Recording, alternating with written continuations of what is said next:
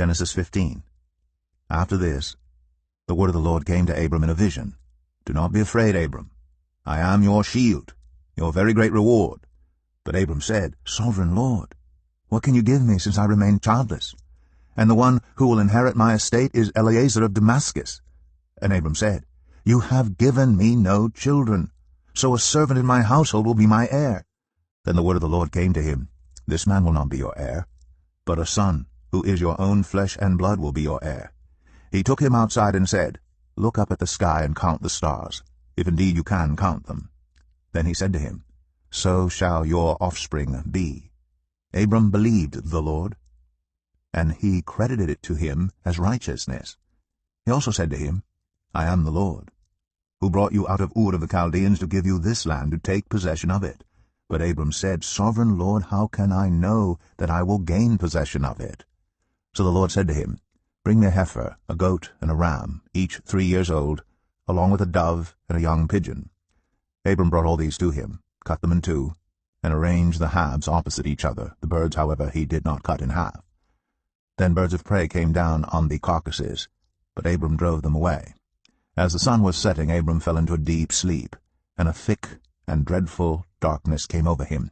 Then the Lord said to him, Know for certain that for 400 years your descendants will be strangers in a country not their own, and that they will be enslaved and mistreated there. But I will punish the nation they serve as slaves, and afterward they will come out with great possessions. You, however, will go to your ancestors in peace and be buried at a good old age. In the 4th generation your descendants will come back here, for the sin of the Amorites has not yet reached its full measure. When the sun had set, and darkness had fallen, a smoking fire pot with a blazing torch appeared and passed between the pieces. On that day the Lord made a covenant with Abram and said, To your descendants I give this land, from the Wadi of Egypt to the great river the Euphrates, the land of the Kenites, Kenizzites, Cadmonites, Hittites, Perizzites, Rephaites, Amorites, Canaanites, Girgashites, and Jebusites. Psalm 15, a psalm of David. Lord, who may dwell in your sacred tent? Who may live on your holy mountain? The one whose walk is blameless, who does what is righteous, who speaks the truth from their heart, whose tongue utters no slander, who does no wrong to a neighbor, and casts no slur on others, who despises a vile person, but honors those who fear the Lord, who keeps an oath even when it hurts, and does not change their mind, who lends money to the poor without interest, who does not accept a bribe against the innocent. Whoever does these things will never be shaken. Joshua 15. The allotment for the tribe of Judah according to its clans extended down to the territory of Edom, to the desert of Zin, in the extreme south. Their southern boundary started from the bay at the southern end of the Dead Sea, crossed south of Scorpion Pass, continued on to Zin, and went over to the south of Kadesh Barnea. Then it ran past Hezron, up to Adar, and curved around to Karka. It then passed along Asmon, and joined the Wadi of Egypt, ending at the Mediterranean Sea. This is their southern boundary. The eastern boundary is the Dead Sea, as far as the mouth of the Jordan.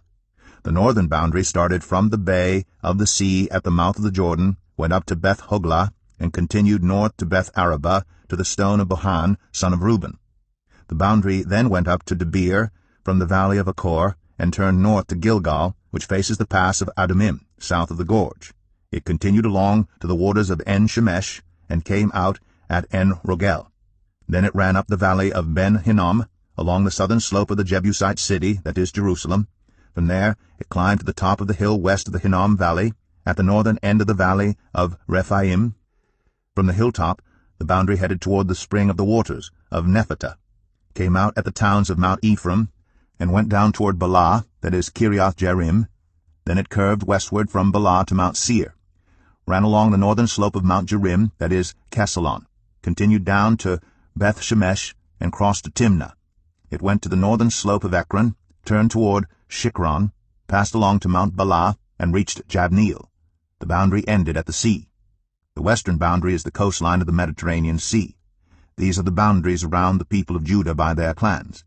In accordance with the Lord's command to him, Joshua gave to Caleb son of Jephunneh a portion in Judah, Kiriath Arba, that is Hebron.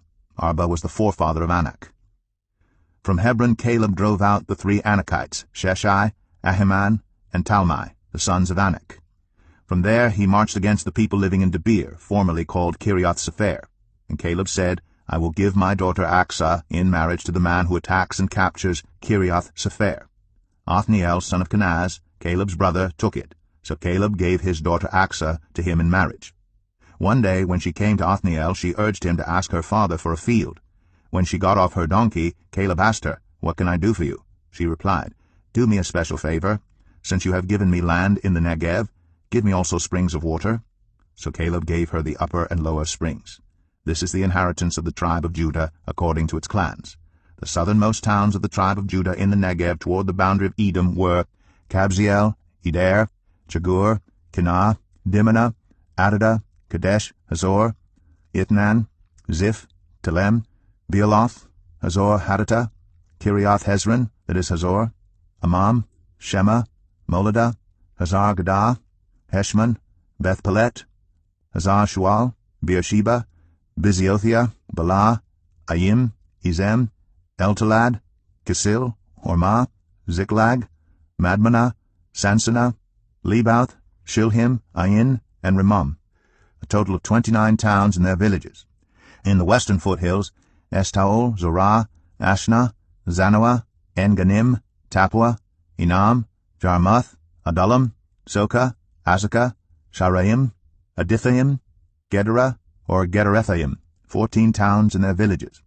Zenan, Hadashah, Migdal-Gad, Dilian, Mizpah, Joktheel, Lachish, Bazkath, Eglon, Kaban, Lamas, Kitlish, Gederoth, Beth-Dagon, Naamah, and Makkedah, 16 towns and their villages. Libnah, Ether, Ashan, Iftah, Ashna, Nezib, Keilah, Achzib, and Mareshah, 9 towns and their villages. Ekron with its surrounding settlements and villages, west of Ekron, all that were in the vicinity of Ashdod, together with their villages, Ashdod, its surrounding settlements and villages, and Gaza, its settlements and villages, as far as the water of Egypt and the coastline of the Mediterranean Sea. In the hill country, Shamir, Jatir, Soko, Danah, Kiriath-Sanah, that is Debir, Anab, Eshtemoh, Anim, Goshen, Holon, and Gilo, 11 towns and their villages. Arab, Dumah, Ashan, Jamin, Beth Tapua, Aphekah, Humta, Kiriath Arba, that is Hebron, and Zior, 9 towns and their villages. Maon, Carmel, Ziph, Chattah, Jezreel, Jokdeam, Zanoah, Cain, Gibeah, and Timnah, 10 towns and their villages. Halhul, Beth Zur, Gedor, Marath, Beth Anath, and Eltekon, 6 towns and their villages. Kiriath Baal, that is Kiriath Jearim, and Rabbah, 2 towns and their villages. In the wilderness, Beth Arabah, Medin, Sekakah, Nibsham, the city of Salt, and En-Gedi, 6 towns and their villages. Judah could not dislodge the Jebusites who were living in Jerusalem. To this day the Jebusites live there, with the people of Judah.